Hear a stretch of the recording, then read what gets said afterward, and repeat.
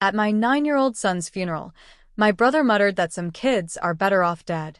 Before I could even react, my 12-year-old niece stood up and played recordings of things he had been saying for months. That moment shattered our family, but it also gave me the courage to choose boundaries, protect my niece and nephew, and honor my son with the truth. The room smelled like lemon oil and rain. Not a sanctuary, not a chapel, just the main hall at the Mapleton Community Arts Center with a borrowed sound system and a podium that still had tape residue on it from last winter's talent show. The ceiling lights hummed. The windows were gray with weather. People stacked folding chairs in rows and tried to breathe without rattling. My son's urn was small enough to fit in my hands. It was sky blue with a silver cardinal perched on the lid because that was his favorite bird. His name was James. We called him Jamie. If you had been there, you would have seen his photo next to the urn, taken at the botanical garden, cheeks flushed, mouth open mid-laugh, a monarch butterfly standing on his knuckle like it had decided he was a safe place to land. We had a musician playing songs on a guitar because music fills air that words cannot. We had crayons on a side table with little bird cutouts for the kids. The funeral director had said, "If kids are here, let them be kids." That sentence made me feel seen, in a way I did not know I needed. And in the space between a quiet song and a quiet story, with my ex-husband's hand pressing steady at the base of my neck, my brother leaned forward and said to his wife, low and slow and careful enough to claim innocence if anyone flinched, "Some kids are better off dead." The sound my heart made was not a sob, it was fabric tearing. I stood before I knew I had stood. But I did not get the first word. A child did. My niece rose from the front row, chin steady, braid tied with a pale blue ribbon. She said, "Uncle Mark, you said that last week too. You said you would pull the plug if it was me or Evan. You said Jamie was a waste." I have it recorded. The room held still, like the air was learning how to listen. She took out her cracked phone with its glitter case and pressed play, and there it was, my brother's voice, ordinary and cruel, filling a room where a blue urn sat on a table next to a little boy's face. People think revelations arrive like thunder. Mostly, they start when a 12-year-old decides she will not carry a grown man's ugliness 1 minute longer. Before it broke. I grew up on a cul-de-sac where the summers drag and the crabgrasses scratch your ankles and the neighbor boys build skate ramps out of plywood that used to be somebody's fence. My brother Mark is older by 3 years and has always liked the heavy things. He once hoisted an engine block out of a rusted car in the driveway on a September afternoon just to prove to himself he could do it. He has always been the guy neighbors call when their hedge trimmer quits or when they need a ladder too tall for a regular-sized fear of heights. He is charming when he wants to be. He is also a man who thinks carrying other people's burdens builds character, so he hands you a second bag when you are already sweating under the first. Our parents, Tom and Janet, are decent people who believe in getting through. They love like it is their job, which means sometimes they forget that love is not a job you clock out of. My mother smooths moments like puckered wallpaper. My father trusts lists and a full tank of gas. When I found out I was pregnant with Jamie, it was like someone had put a gold coin in my palm and told me to keep it safe. My husband then, Lucas, and I had tried for 2 years and counted days and swallowed vitamins the size of battery packs and cried quietly on Tuesdays for no reason except infertility, makes a joke out of reasons. When we saw the faint pink line, we stayed at our tiny kitchen table for 2 hours and read baby names aloud and tested them with our last name and decided which ones were a mouthful and which ones felt like a warm coat. The first time I saw the flicker of his heart on the screen, I thought, oh, there you are. The second time, the room got still. The tech's eyes changed, and I learned to fear that silence. Then came a cluster of words, some of them long, none of them mean on their own, all of them heavy together. Congenital heart disease, complex, surgery, careful. There was a pediatric cardiologist with soft eyes and a voice you could rest in. He told us the truth. He told us our boy would need help. He said it could be full, his life, even if it did not look typical. He did not promise miracles. He promised attention. And for a while, attention was enough. Jamie arrived in late spring and met the world with eyelashes so long they tangled and a cry like a tiny saw. He hated long sleeves. He fell asleep to wind chimes and to the click of the stovetop as it tried to decide if it was on or off. He took to the cardinal outside our living room window, like it was a friend with a secret. He called those birds his red spies and whispered to them like they would take his messages across the yard. Hospitals have a smell I can name with my eyes closed. Bleach, coffee, plastic, and something like exhausted hope. Nurses talked with their hands when babies were sleeping. Machines blinked like the city skyline at 2 in the morning. You learn the floors. You learn which vending machine eats your dollar and which one will give you 2 bags of pretzels if you press B7 and then B7 again with the same stubbornness your mother used to put her hair in a ponytail without a mirror. People showed up. My mother came in with casseroles wrapped in tin foil that caught the fluorescent light and made my eyes water. My father learned the names of all the nurses and called them by name like that helped keep me upright. Lucas liked to fix things, so he fixed the broken bathroom hook and the wobbly chair and the leaky faucet at our house, as if plumbing could be penance. Even neighbors stepped in. Mrs. Whitaker from next door sat on my couch and knitted and told me stories about being 20 and having twins who screamed in shifts and a husband who worked nights and a neighbor who used to leave bread on her porch on Fridays because he saw her standing at the sink and maybe she looked like she needed a slice of something soft. Mark came once to the PICU with a plant he said was good for the air. He stood by the window, arms crossed, and asked how many surgeries. He looked at the monitors like a man looking at a weather map for a storm that is not worth boarding up for. I told him he could hold Jamie. He said, maybe later. Best not to get too attached to things that break.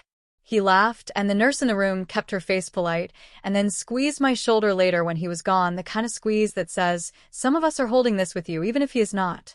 Please understand, Mark does not think he is cruel. He thinks he is practical.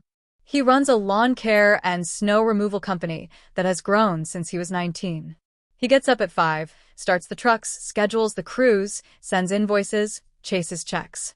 He values grit. He tells his kids that sunny days do not pay the bills. Storms do.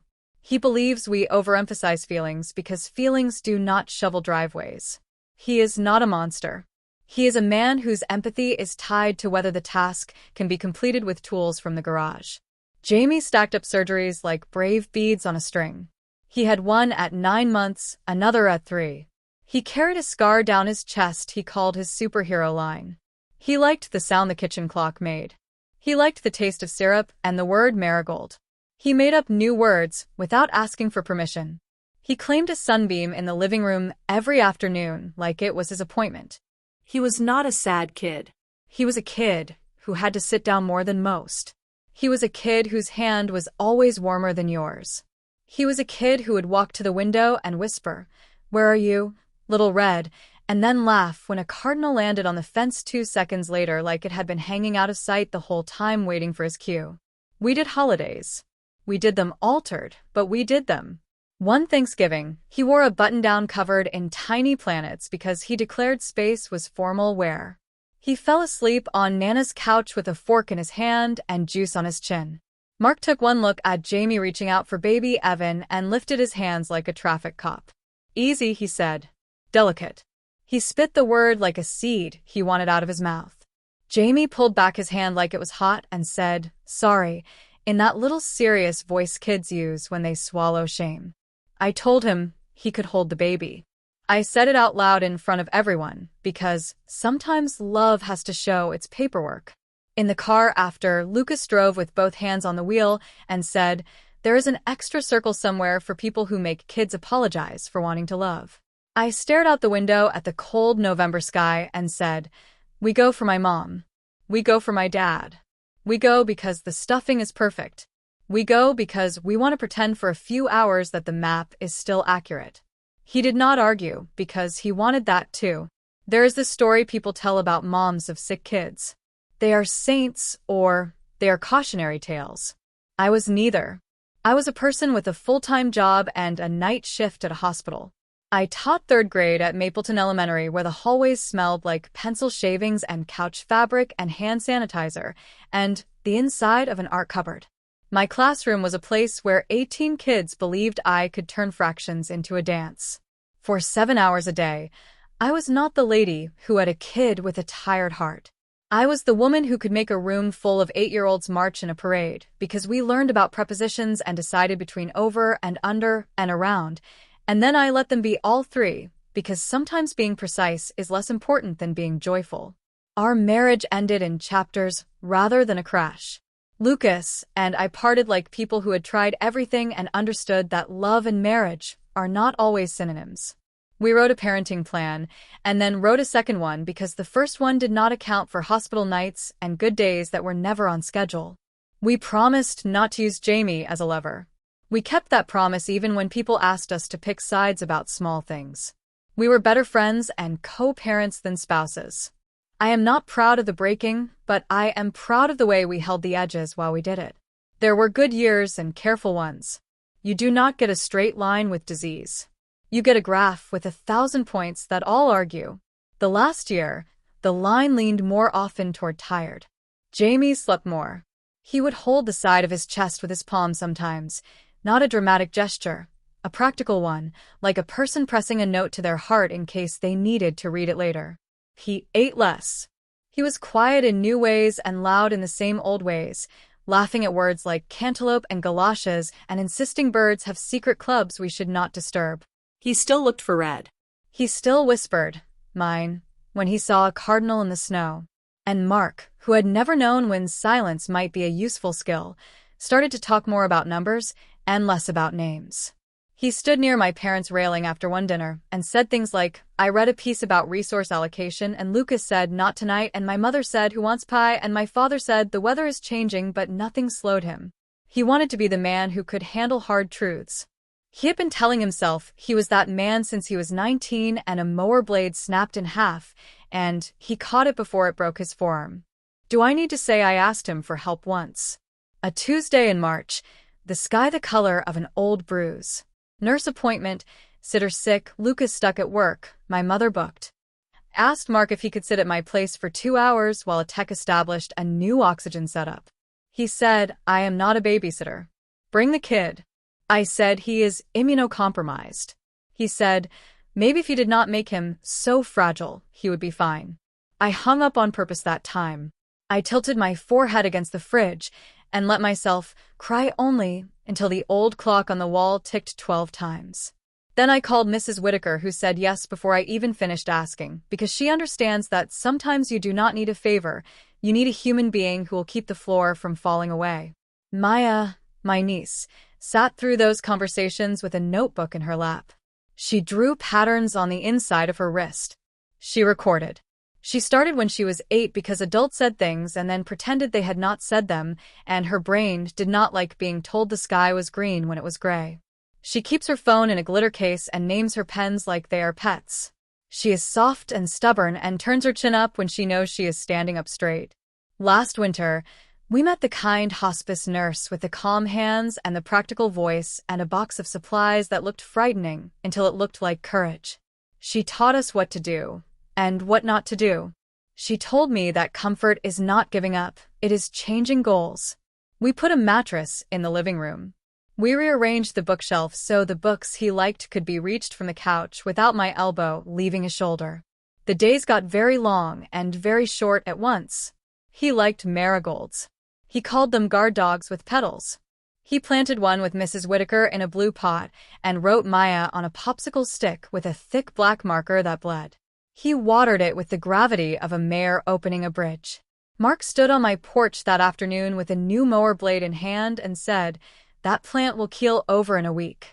You should not have him lifting anything." His heart, he said, and his hand made a small mouth of air. I said, "He is pouring a pint of water into dirt." "We are not foolish, Mark." He looked bored with my careful hope. That night my son asked me if he would matter if he did not grow old.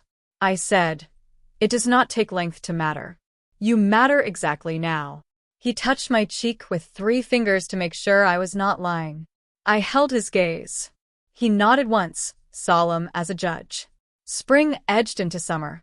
Jamie's breaths got shallower. He would wake and smile, without fully arriving. He said the sky had found a way into our living room. I said it always liked this window, and he smiled like this was a secret only we knew. I felt a flock of panic birds land in my chest, and sit still. He died on a steady afternoon with a breeze doing its small work on the leaves outside, in my arms, with Lucas's hand on his foot, with Mrs. Whitaker washing cups in the sink like she was translating grief into dishes and back again. There was no flash. Just a long exhale, a smaller one, and the long quiet that followed like someone had unplugged the house.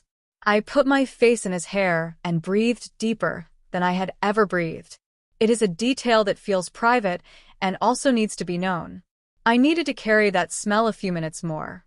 The day after is all paperwork and casseroles. People came with flowers and candles and rigid smiles like they were trying not to spill their faces on my floor. Lucas built a small shelf because the existing ones were suddenly unreasonably crowded. We sat with a stack of forms. We chose a photo. We wrote a program for a service that would not be religious because I wanted no script but the truth. People texted. People called. Mark sent a message.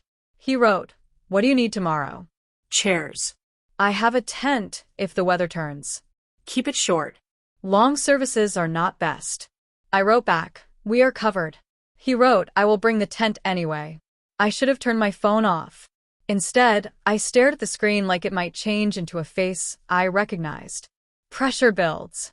The day before the service, the community hall staff let us in to set up. Nay, my best friend since 9th grade, when we both wore too much eyeliner and pretended to not care how boys in flannel looked at us, covered folding tables with white paper and taped down the corners so the edges would not curl. She arranged the crayons next to the bird cutouts in tidy rainbow rows because small order helps when big things do not. Lucas tested the little Bluetooth speaker twice, then charged it again even though it still had 4 bars. Mrs. Whitaker stood by a window and told anyone who asked where to put the flowers that she had been told the north wall had the best light, which is not a real thing but sounded true, and so it helped. I made a board. I know, it is a cliché. Photos of baby, photos of messy toddler, photos of missing front teeth, photos of first day of school with the too big backpack. I did not put any hospital photos on it. That was not denial. That was curation. He was more than his charts.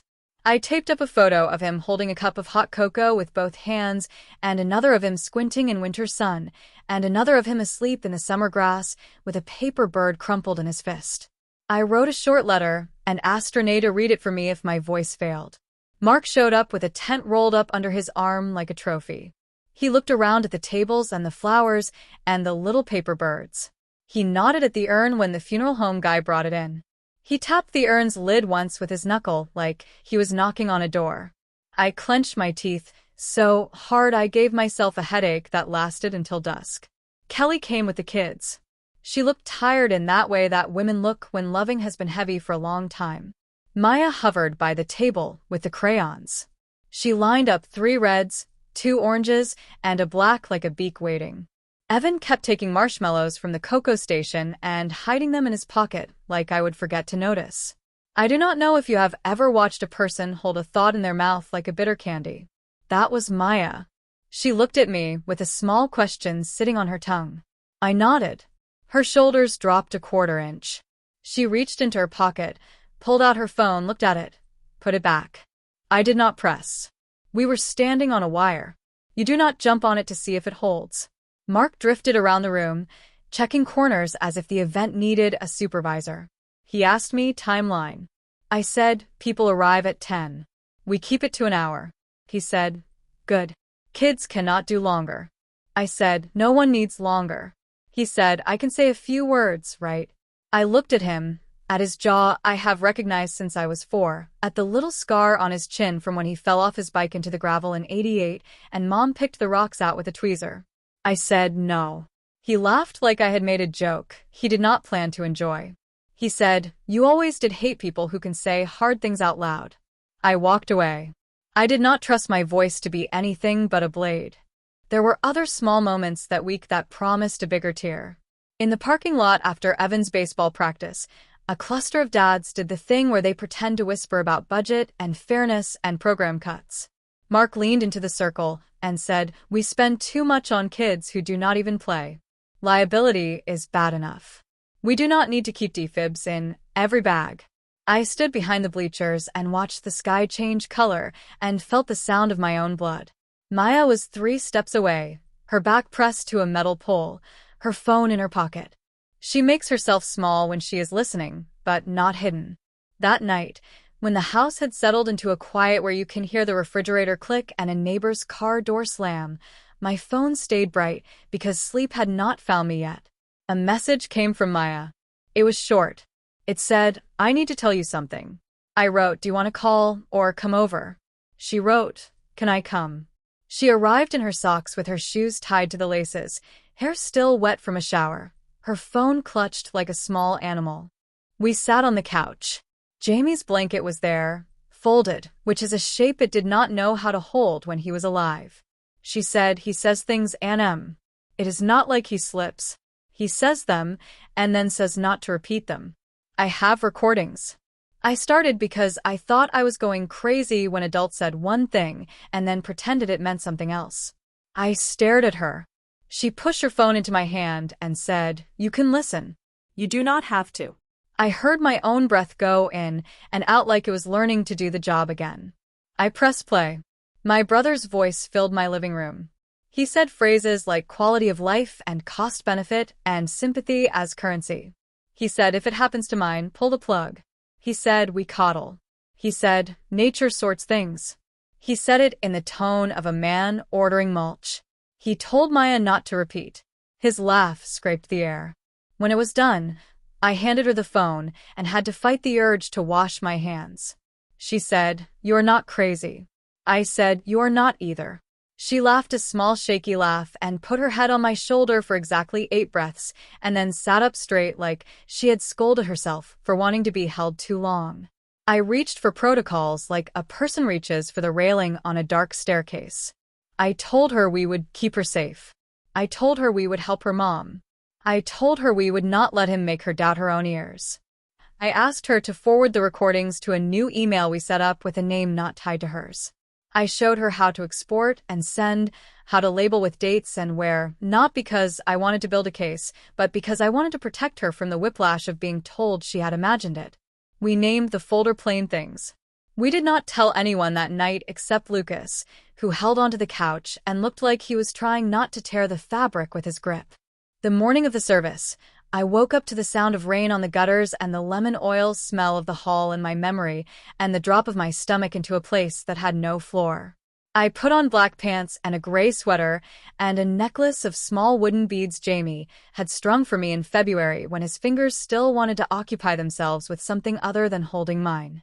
Lucas came in wearing the shirt Jamie loved, the one with a tiny fox on the cuff, and asked if I wanted breakfast.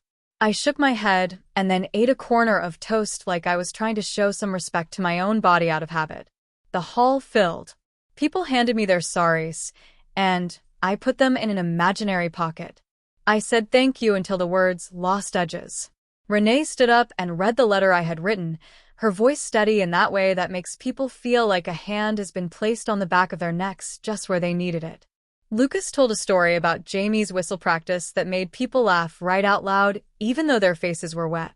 An old classmate from high school played a song on his guitar that was meant to be a silly kid's tune, but came out like a lullaby for 300 exhausted hearts. And then Mark leaned in and said what he said, and then Maya stood up and did what she did. The line crossed. She did not shake. Her phone shook a little, not from fear, from the weight of adrenaline leaving her too fast. She said, "You said it at Nana's. You said it in the truck. You said it in our kitchen." And then she pressed play. The recording started with the sound of a car heater and the turn signal's soft tick. He said, "Some kids are better off dead." He said, "If it were me, I would not drag it out." He said, "People used to accept what nature does." He did not lower his voice. He did not bite his words. He chewed them like they were an argument he had already won. Kelly made a small sound in her throat, the kind a person makes when someone takes their breath out of their chest without asking. Evan slid his hand into Maya's grip. Lucas turned his body toward me, ready to block, not from violence, from the words I knew might tip me over. My mother looked at my father like she had misplaced something precious, and it had turned up broken on the kitchen floor. I stood and stepped into the aisle because my legs would not let me stay put. My muscles decided they were done pretending to be furniture. I looked at my brother. He blinked and tried to smile his small smile, the one with no warmth. He said, "That is out of context." I said, "No. Context would not help you here." He looked around for an ally. He did not find one. Even the hum of the lights seemed to hold its breath. I said, "Leave." He put his palms up like a man declaring he is reasonable while the room burns. He said, "We do not litigate philosophy at funerals." I said, "You called my son a waste. Your philosophy can go stand outside in the rain." His jaw went tight. He started to move and looked to my mother as if she would rescue him the way she had when he threw rocks and called it skipping. She faced him with a steadiness I had never seen in her with him. She said, "Mark, go home." He tried my father next. My father's hand tightened on the back of the folding chair until the metal squealed. He said, "You heard her." The words landed like sandbags. He reached for Kelly's elbow. She shook him off. She did it without drama. She did it like a person picking up a cup they have always wanted to pick up by the handle instead of the rim. He called to Evan, "Come on, bud." Evan pressed his body closer to his sister and put his free hand on the small table holding the urn. He whispered, "I want to stay." There it was. The truth, offered by a boy who still sleeps with a stuffed frog. Mark took 3 steps up the aisle. He turned and said to me, "This is not over." That sentence tells you everything you need to know about how he thinks. I did not answer. He pushed out the door into rain thick enough to keep his footsteps from sounding like much of anything. I sat again. Maya leaned into me for 1 second, then straightened. Evan kept his hand on the table. The guitarist coughed and then did the smart thing and picked up a tune that did not have words and let it run under us like a low river until the room found its current again. We finished the service. We hugged people who had never hugged us before. We drank bad coffee and ate pastries that tasted like sugar and sorrow and something like relief. People tried to joke because humor is a bridge. Someone said, "The folding chairs are less comfortable than a dentist chair," and 3 people laughed like the world had given us a break on a technicality. Maya came to me with her phone. She said, "I am sorry." "I am also not sorry." I said, "Those 2 can be roommates for now." She said, "I did not know where else to make it matter." I said, "You picked the exact place where it mattered." Kelly stood behind her with her arms crossed tight over her stomach like she was holding something in place. She said, "I did not know all of it. I knew enough. I am done." I said, "What do you need?" She said, "A bed for tonight. A good lawyer tomorrow. And permission to be angry even if I start crying while I am doing it." I said, "In this house, crying counts as a way to breathe." She exhaled like she had finally been allowed to stand on both feet. We stepped into the coat room so Maya could show me what she had saved. The space smelled like wool and stale perfume and the faint sour of wet coats. She opened her voice memos and there were neat labeled lines. "In the truck after practice, at Nana's kitchen, back porch with the screen door squeaking." She pressed one. He said, "People with kids like that look for sympathy because it is the only currency they have." He said, "I would not blame anyone who took the shortcut." She asked, "What shortcut?" He said, "Not doing everything. Just letting it go." She asked, "Would you do that to me?" He did not answer that question with any words a father should say. Kelly put her hand over her mouth. Her shoulders shook once. Then she lowered her hand and breathed, and her eyes went clear. She said, "We are closing the door on him for now." She did not ask permission. She stated her intention like a woman who had set down something heavy and realized she could finally lift her own arms. That afternoon, our house became a staging ground for doing the right thing quietly. We did not post anything. We did not blast him. We wrote things down. We called a lawyer. We set boundaries like guardrails on a mountain road and promised to check them for cracks every morning. We held the children in a small circle and told them the plan in plain words. We ate soup. This matters. Lucas chopped onions and cried in a way that let me know the onions were only part of it. Mrs. Whitaker baked cornbread and burned the edges because her hands shook and then tore off the black bits and put butter on the rest and said, "This counts as dinner." Renee washed dishes until her fingers wrinkled because she needed a chore, and so did I. We set a boundary first. Mark was not to contact me or come to my house. If he texted, the messages would go to Kelly's lawyer. If he showed up, we would not open the door. If he called my parents at midnight, my parents would not pick up. We wrote that on a yellow sticky note with a black marker and put it on the fridge, as if making it into a sign would make it more real than an idea. It did. We made a safe copy of the recordings. We set up an email without names. Maya sent them. We labeled each file with date and place. We wrote a log in a red notebook because paper still forgives our failing memory better than screens do. We listed times when he said what he said. We wrote down who heard it. We were not building a bonfire. We were putting together a dry stack of truth in case the wind came up later, and tried to scatter everything. We talked to my parents at my kitchen table. They asked for no more than what they could hold, and then held exactly that. My mother listened to one clip and put her head down on her arms and cried quietly. My father stared at the table and said, "He does not get to come here." He said it like a man who finally signs a paper he has been reading and rereading for months. Kelly called an attorney in town, a woman named Ms. Donnelly, who has a calm voice and a legal brain like a level on a job site. She wrote steps on a page while we talked to her on speaker. Document everything. Send me copies. Do not engage by text except to say, direct your communication to my attorney. If he threatens, call the police. We will file for temporary arrangements for the kids. We will ask for supervised visits until he shows he can be safe. You are not ruining a family. He did this. We will find a way through it without setting the house on fire. We reached out to the school. I wrote an email because the school needed to know why Maya might be quiet in math and Evan might cry when a teacher raises their voice, and why emails from other parents should come to me or Kelly's lawyer if they had questions the school should not be answering. The principal wrote back an hour later with, "We have them. We will loop in their teachers. We will tell the counselor. We will keep an eye. If you need anything, we are here." We thought about the baseball league too.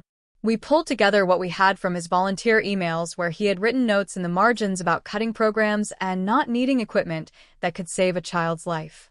We scanned them. We sent them to the board. The head of the league called Kelly that evening and thanked her. He sounded shaken. He said, "I am embarrassed it took this. We are meeting." We talked about money because even grief cannot eat a week without someone talking about money. Ms. Donnelly said if Mark had access to my parents' accounts, we would need to change passwords and check for anything out of place. He had never paid a single bill for Jamie. He hinted in a text that he had hospital bills. That lines up with his need to hold paperwork, like a weapon. We made calls. We changed passwords. We sat with my parents and a friendly person from their credit union and put locks on their credit because trust is not what it used to be. That night, the house went quiet at last. The kids fell asleep in a pile in the living room, all elbows and blankets and one stuffed frog. Lucas snored softly. I stared at the ceiling. The rain had stopped. The room felt aired out in a way grief sometimes lets a room feel aired out when everyone is finally asleep. My phone vibrated on the mantel. I considered not looking. I picked it up anyway because my fingers have not learned better yet. Mark had texted. He wrote, "Really nice job, Emmy. Using a child to make me the villain. You love a spotlight. You always did." He wrote again, "You are ruining the family because you cannot handle reality." I was the only one willing to say he was suffering. "You are selfish." I stared at the screen. Then I put the phone in a bowl by the door face down like a pest you catch and put a glass over until you can carry it outside. Lucas picked it up, typed back, "Do not contact Emily. Direct your communication to Kelly's attorney." Then he set it back down and put his arm around my shoulders and pulled me into a quiet that felt like being held inside a safe box. Tomorrow we would call the league. We would call the therapist. We would walk into a day with steps written on a red notebook and a sticky note on the fridge and a blue urn on the shelf. We would keep going. To be continued in part 2.